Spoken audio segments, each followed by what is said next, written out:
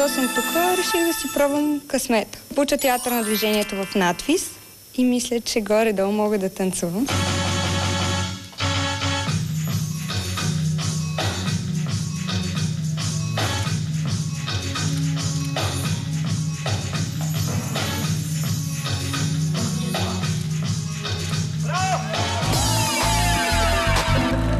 На 4-годишна възраст съм заминала за Германия, където съм живяла 10 години с моите родители. Знам немски по-добре от български, малко ми е разклатен български така, правописа и говора, но се справям. Танцувах в балетна школа Галаксико.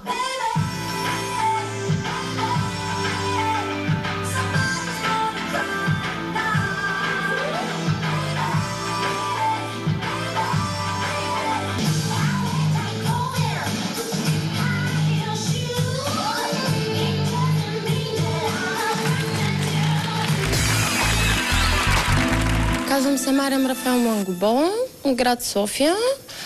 На 17 години, август право 18. Скъпи приятели, парадът на кандидат адреналинките продължава след малко. Аз нямам възможност да гледам.